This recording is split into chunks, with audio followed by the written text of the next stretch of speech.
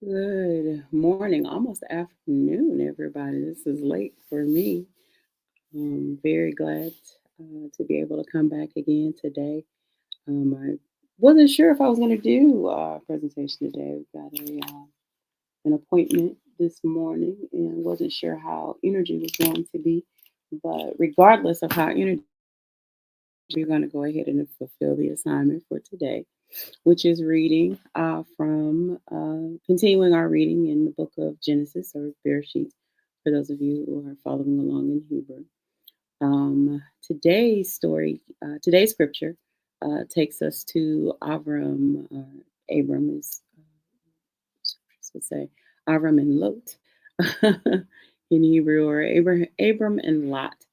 And they've been so plenteously blessed since he's followed through with the call to leave, his country, his people, and his father's home, and to for the purpose of finding the will of the Father. And there's been a promise spoken originally before he left, and they've had some, experiences since they left. But now we're about to see what happens in the land and the relationship between Avram and Lot, who were biologically uncle and nephew. But in some places, you'll see them referenced to as brothers, because of the type of relationship uh, it is clear that they had.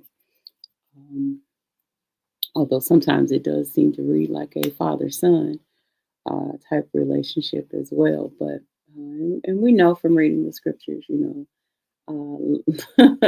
Lot brings us into a few interesting situations, and I believe that we're going to get an opportunity to read that story next, just on how things go for him following this separation that we're about to read about today.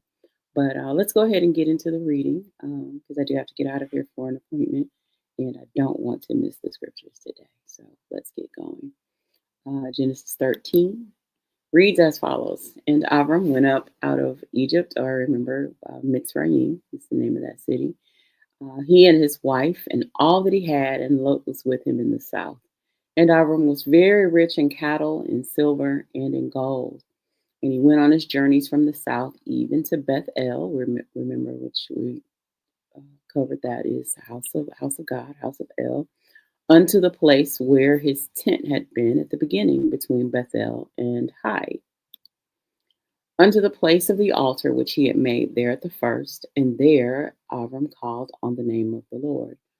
And Lot also which went with Abram, had flocks and herds and tents. And the land was not able to bear them, that they might dwell together, for their substance was great, so that they could not dwell together. And there was a strife between the herdsmen of Abram's cattle and the herdsmen of Lot's cattle, and the Canaanite and the Perizzite dwelled then in the land. And I just want to point out here real quickly, just a thought, thing to be thinking about, considering in prayer is that's also one of the things that I do aside from the reading is, think about some things that we can be, thinking about, meditating on it, applying to our lives, to become, to make sure that we're shaping our lives to conform to the image of what the scriptures are telling us. And so it's interesting there that as they were blessed, they were so blessed, and there was so much. God had been so good to them and had provided, just so much that they were growing. They were naturally growing, and the land, the area where they were, just wasn't. It couldn't sustain the amount of cattle that they had, the amount of space that they needed. And then it says that their workers began to quarrel over, the places where, because you need land, you need water if you're going to be taking care of cattle, and the resources just weren't there to cover to take care of all that they had been blessed with in their journeys. And so it says, and Abram said unto Lot, let there be no strife, I pray thee, between me and thee, and between my herdmen and thy herdmen, for we be brethren. Is not the whole land before thee? Separate thyself, I pray thee, from me. If thou wilt take the left hand, then I will go to the right, or if thou depart to the right hand, then I will go to the left. And Lot lifted up his eyes and beheld all the plain of Yarden or Jordan, that it was well watered everywhere before Yahweh destroyed Sodom and Gomorrah, even as the garden of Yahweh, like the land of Mitzrayim, as thou comest unto Zoar. Then Lot chose him all the plain of Yarden, and Lot journeyed east, and they separated themselves the one from the other.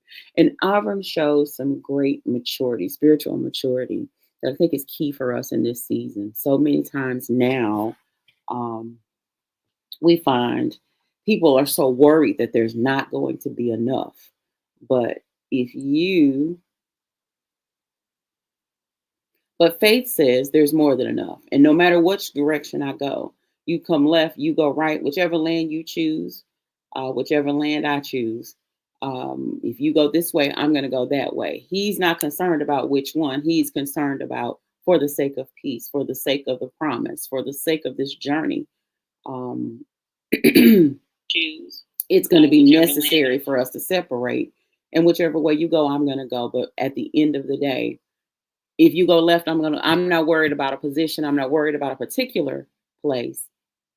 I'm more worried about fulfilling what it is the Father has. And with this strife and confusion, I'm not going to allow strife and confusion to frustrate my journey. And so why not separate? Why not go our separate ways? Why not make room for you to continue to grow and for me to continue to grow? Because if we stay together, neither of us is going to grow. And not only are we not going to grow, but this conflict is going to grow. This confusion is going to grow. And there just simply isn't enough resources for both of us. And so you separate and I'll separate. I think that takes a great level of maturity to be able to say, you go your way, I'll go mine. We're not going to have beef. We're not going to, because how often in family does a little squabble turns into a war? Just a complete and utter separation over a small thing. And not even a problem that we have with one another, but a problem that the people around us have with each other. And then the next thing you know, there's division. The next thing you know, there's confusion. Next thing you know, there's a war because we didn't do the mature thing, which is what Avram did, and address the problem. And then make a decision that, you know what, there's enough land for all of us.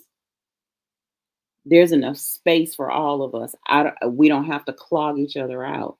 I don't have to battle with you for my blessing. Avram knows he's already been promised to be blessed. So it doesn't matter if I go to the left or to the right, whatever it is, you have your pick. I'm going to consider you more than me. You take first pick. But I already know the Lord has already made me a promise. And so whichever way you take, it's going to work out for my good. But what's not going to be good is for us to continue in this place where there's confusion, continue in this place where it's possible for us to be at odds with one another. When we're brethren, we're family, we're of the same bloodline, and that we're not going to have confusion.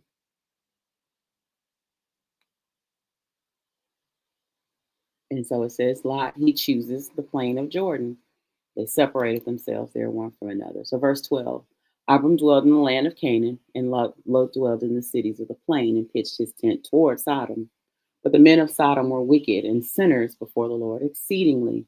And the Lord said unto Abram, after that Lot was separated from him, lift up now thine eyes and look from the place where thou art, northward, southward, eastward, and westward. Now take a note here, take a pause here, because remember, the call that he got was when Avram responded to his call. Remember back in 12, when Avram responds to his call, the instruction from the father was to leave his country, the land, and his father's home. And isn't it interesting that now that but it also says he took Lot with him. And so now we see once he finally meets that instruction that he was given, here comes the father again to restate, reaffirm, reassure concerning the covenant that he made with him. And so verse 14 says, and Yahuwah said unto Abram, after that Lot was separated from him, lift up now thine eyes and look from the place where thou art northward, and southward, and eastward, and westward. For all the land which thou seest, to thee will I give it, and to thy seed forever. And I will make thy seed as the dust of the earth, so that if a man can number the dust of the earth, then shall thy seed also be numbered. Arise, walk through the land in the length of it, and in the breadth of it, for I will give it unto thee. Then Abram removed his tent and came and dwelt in the plain of Mamre, which is in Hebron, and built there an altar unto the Lord.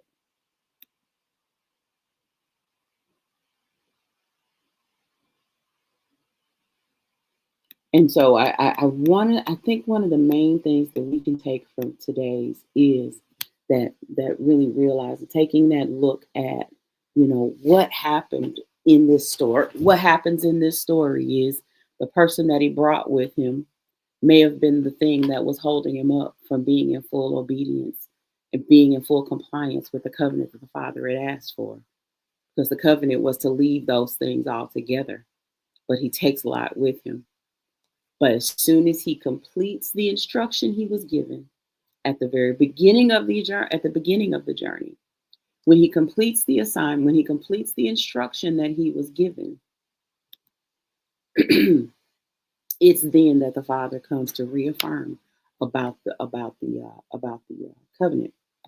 And so the thought I want to leave you with today is,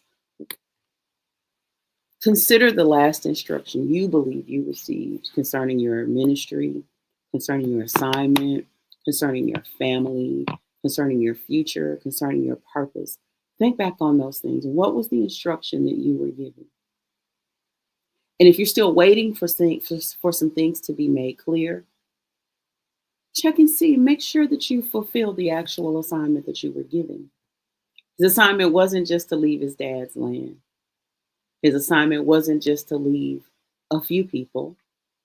His assignment wasn't to do all of those other things. His assignment was to leave that place, leave all of those people. And then we see in the scriptures clearly, once he makes the move, let me get back in the light here since I came back on camera. Once he made the move to fully do what it was that he was instructed to do, then the Father comes and reminds him of their covenant agreement. So think back on the instructions that you've received. Have you followed them? Have you gotten to the place where planning, we've talked about this before, have you gotten to the place where maybe planning is now causing you to procrastinate and you're continuing to try to perfect or prepare for what you're really ready to operate in? It's just you're reluctant to do so. Like what was the instruction that you were given? Write the vision, make it plain, so that the one that reads it, you can run with it. Like, what was the instruction that you received? And now what's your next step? What's the next place? Or are you in that place where it's now time, hey, let me hunker, let me settle in, settle down, begin operating, and then see what it is that the Father will do. Because look at how things came together in this situation. The very land that he was promised, the very place that he was promised, is right where he ended up. It's right where he landed. Right where he landed in the place that he was purposed to get to, right in the place that he was promised that would be his. And so the Father is able to reestablish and restate that covenant. And so I pray that you're reminded of whatever the instruction was. I pray that you're keeping the promises in front of you. I know the journey may be sometimes you may have to move with not knowing, but that's what faith is. Faith is trusting in that thing that you don't see, trusting in what you heard, trusting in what you were instructed to do, and then moving in faith, and then trusting the Father to bring it all together, because that's exactly what he does here for Avram in this story. And so I'm going to go ahead and drop out because I do, as I said, have to get to an appointment. I pray that you are already experiencing an amazing morning, but that you go on to experience an amazing day. And we will make plans to gather here tomorrow for the next leg of this journey. It's really been interesting so far, the things that we're seeing and encountering through the story of Abram or Abram, and we're on our way to Abraham. We'll get there. Just hang in there with me, and we'll see you tomorrow if the Father permits us to be here. So, I'll talk to you later. Bye.